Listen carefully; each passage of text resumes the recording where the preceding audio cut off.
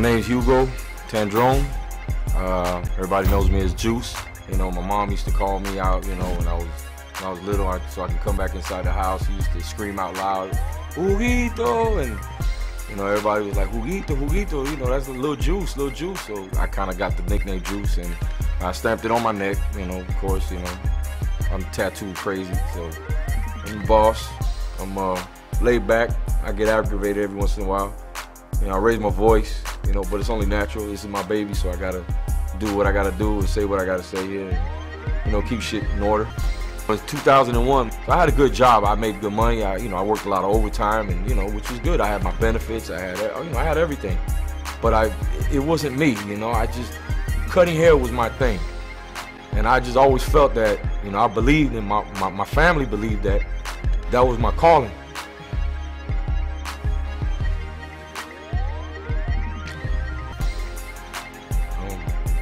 So my wife backed me up, and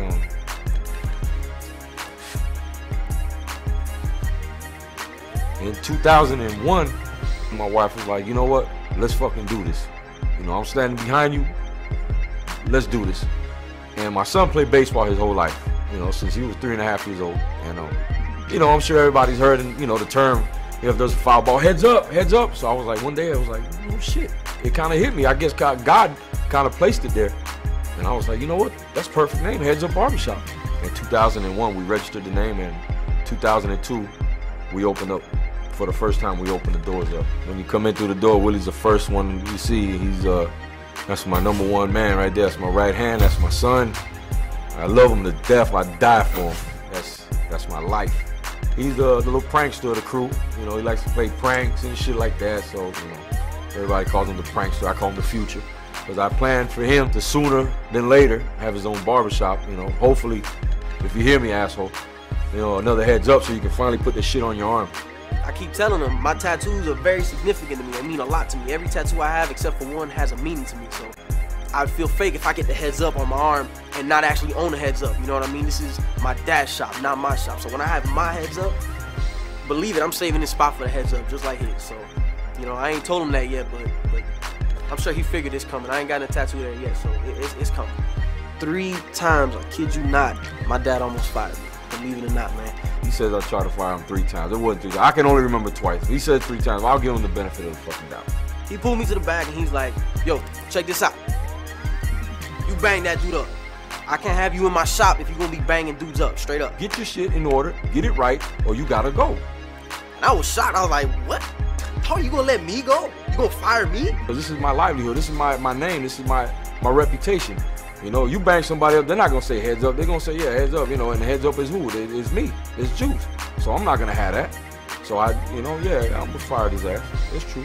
I'm not gonna lie, I kind of banged dude up on one side. I ain't gonna talk about it.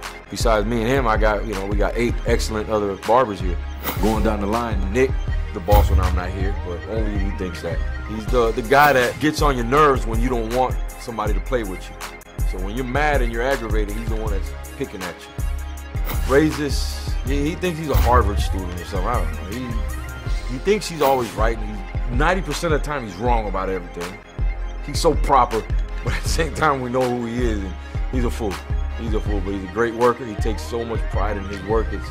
It's kind of like almost too much, but you know, we always clown on him about how long he takes, but he's a perfectionist. And he's always coming up with these big ass words that don't nobody use in here.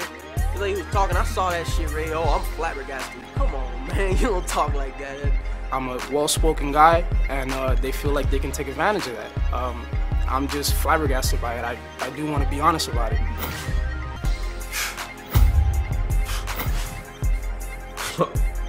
Fucking jit. It's just fucking jit, bro. I hate him. I fucking can't stand him. But I love him to death. I love him to death. Every time I get a headache or I'm mad at something, I guarantee 99.9% of the time, it's because of fucking jit. Jit. Jit knows the fucking buttons to push, and he knows how far he can go, and he always tries to, you know, poke a little more, and it's just Jit. It's Jit. There's nothing else to say about it, you know. Roscoe, he's a clown. He's just a clown. Great graffiti artist. One of the best guys to do designs on, you know, people's heads, man. He's so sick with it. Boy, he's a New Yorker with the whole brava and the swag and, you know, BX and you know, the hats and, you know, he goes to lunch, he changes hats and he comes back from lunch, he puts another hat on and at the end of the day he got a different hat on. I don't know where the hell he gets these hats from. You know, we got much love for him and, you know, Puerto Rican and the other crew. You know, I'll switch it up for you real quick, you know. Boom, hit him with the raza. I was an angel sent to me, man. He came from Cuba about 5 years ago, and I gave him an opportunity, man, and his scissor game is sick. He'll give you a ball fade with scissors, you know, because that's how he learned. I lost a lot of clientele bringing Pops in here, but it was a risk that was well worth it because what Pops has brought to the barbershop was a whole different, you know, atmosphere. It was a different element. Pops brought his son over about 2 years after that. Also came from Cuba, Giovanni. He can do everything, man. The scissor game, you know, the machines and, you know, the fade, the blowouts, the mohawk, you know, whatever you want to do. Great person, man. We're all good friends, but me and Giovanni really bonded a lot. You know, we're pretty much the same age. And, you know, so he's a great addition to the barbershop.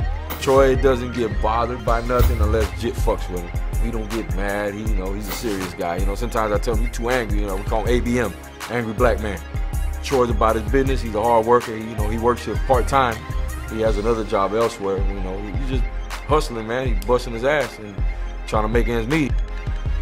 If my plans go the right way, you know, we have another Headz Up and Willie would be the man running it. Is he ready to run it? I don't know if he's ready to run it. He thinks he's ready to run it. I don't think he's ready to run it. I just think that sometimes he acts too much like an employee instead of being the boss, you know what I'm saying? It's different because, you know, it belongs to you. If you don't take care of it, who is? You know what I mean? So I know that Juice is always going to keep up and take care of his shit. So when I have my own, I know I'm going to, you know, keep up and take care of my shit because it's in us. I still, to this day, and I know he's going to get mad at me for hearing this shit, but I still feel like he's naive sometimes. Because I feel like I still got to look out for him. You know, he's going to be fucking pissed when he hears this shit, but fuck it. You know, but I sometimes feel that he still needs me to look out for him, you know? And I think every parent feels the same way because you always feel that your kids still need you, you know, even though they don't, but you still have a need to protect them, you know.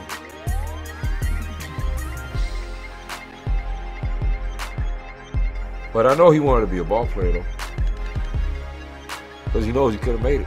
He knows he was good enough. It's just he wasn't blessed with the height. You know, he still talks to his mom about how unfair the game was, and this kills me. And how he feels he fell short. He feels he didn't succeed. You know, that shit hurts me, man. It fucking hurts. If they tell me right now we'll give you $1 million, but your son go work somewhere else, I'll be like, you keep your fucking $1 million and keep that fool right here. That ain't worth no money. I kill it when I want. My enemies will never see me fall off the level I'm on. Niggas just wanna see you fall. The level I'm on. Motherfucker, I ain't never falling. And now they bumping my shit on every avenue. Fuck it if you don't like your bitch, that's just my attitude. County, come on. Dade County, come on. Broward County, come on. And Broward County, come on. That's the level I'm on. Riding in the Chevy real low. Guess who's coming back? Wood all on the dash. I'm a motherfucking lumberjack. Putting you on blast. Epidemic, yeah, you bumping that. Double black shotty in the trunk. Come and fuck with that. No, I didn't think so. Niggas getting torn apart. Had I make it rain, you would think I was on Noah's Ark. Two of every bitch, and ain't none of them identical. Angels on my body, tatted, got me feeling biblical. It's critical condition. Motherfuckers up in ICU. Caveman, swagger on my chest. Bunch of icicles. No, I do not need your help. I do this by myself. No one else, nigga. Let me introduce myself. I'm a beast. I kill it when I want. My enemies will never see me fall off the level I'm on. Yeah. The level I'm on. Let's make it happen. Let's do it. Love you, nigga. Love you too, fool. Yep. Dade